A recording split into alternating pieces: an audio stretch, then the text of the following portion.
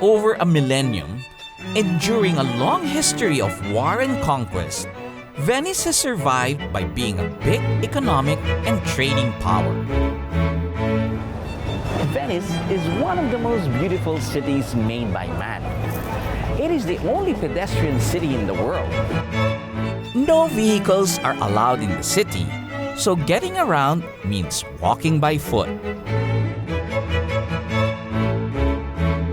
One cannot go to Venice without taking a stroll at the San Marco Piazza.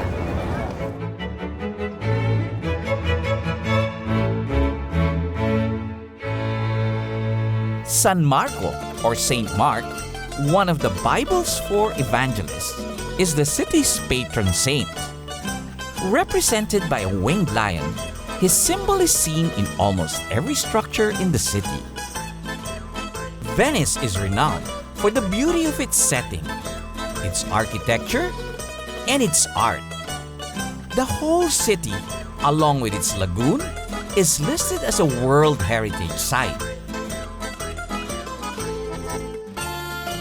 Made up of small islands, the resulting canals encourage the flourishing of nautical culture, which became the main economy of the city.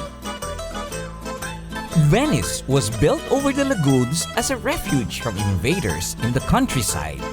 Residents from nearby cities fled to the marshy area to escape the Germanic and Hun invasions. They built settlements over the water, which grew over the centuries.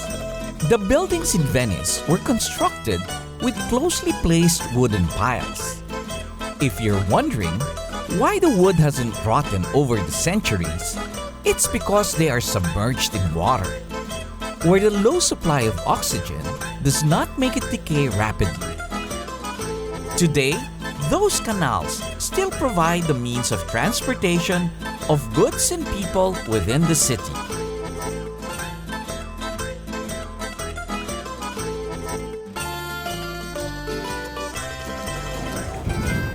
And when I get tired of walking around, I just sit in one of the canals and just watch everybody pass by in their gondola. The classical Venetian boat is the gondola. Today, it is mostly used for tourists or for important ceremonies like weddings and funerals.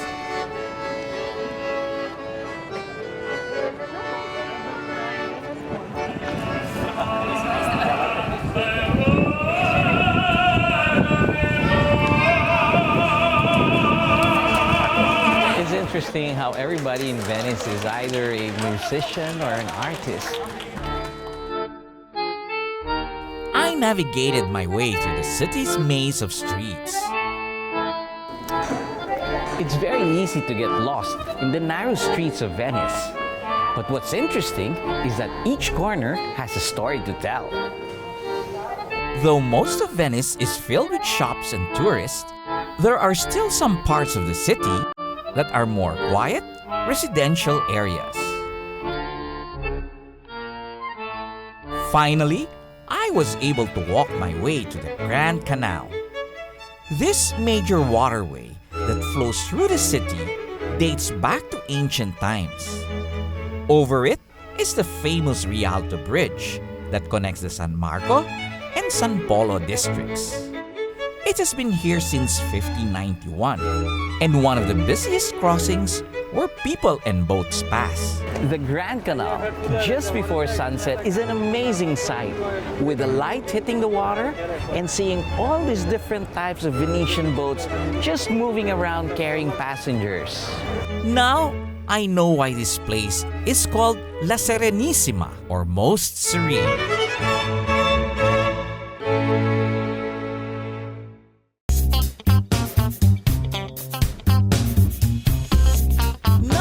Content by just exploring Venice from the ground, I meet up again with Jack and Liza at the Aeroporto Nicelli in Venice. The airport is of well-preserved architecture dating back in the 1930s. I hopped on board the Robinson and ventured to see the city from a different perspective. We've seen Venice by water and by foot. Now, It's time to see it from the sky. I'm ready when you are.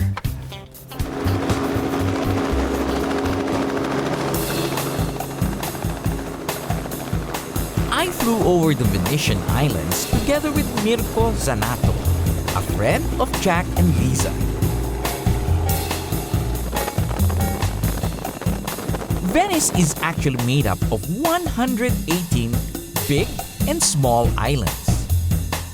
118 is a big number, and unfortunately, we only have fuel to fly over and get familiar with a few. Flying over beautiful places around the world is every pilot's dream. I'm the lucky one that gets a chance to do this.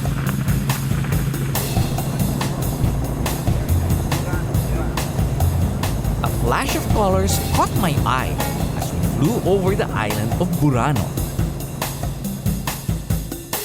Known for its rows of vibrantly colored houses, it is said that the government assigns the color of paint for each house, following an old area classification system.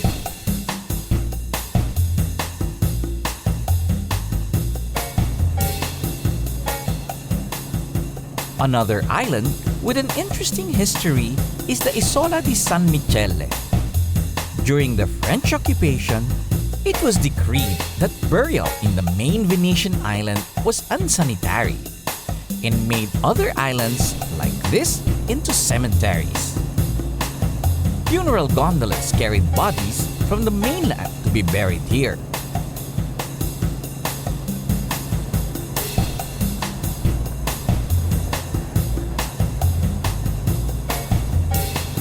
At the tip of the mainland is the Isola di San Giorgio Maggiore. Owned by the wealthy Memo family, the whole island was donated to the Benedictine monks to have a monastery built in honor of St. George. Today, it is the headquarters of an art center and open-air theater. As we made our way back to the airport, I noticed some activities along the stretch of Lido Beach.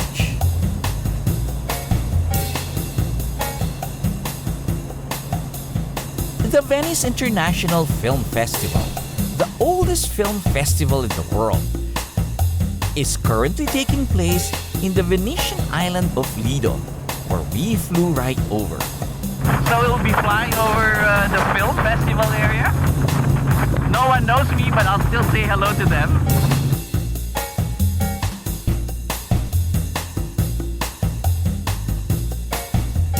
My daydreams of walking the red carpet were grounded to a halt as we landed back at Aeroporto Nicelli.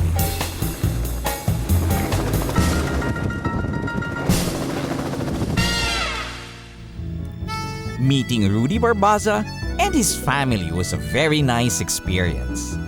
His spirit of adventure and zest for life must be his secret for staying young.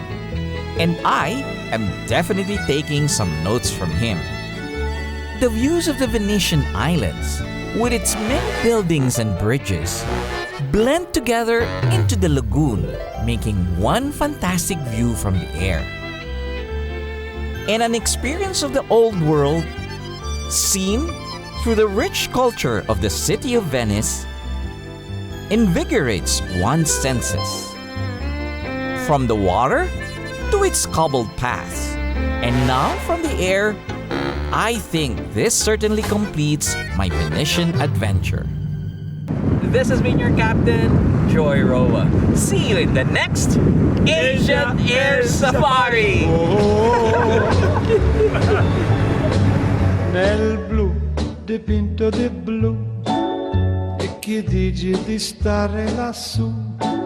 E volavo, Venezia, punalte del sole con coro più su, mentre molto pian piano sparivo lontano laggiù.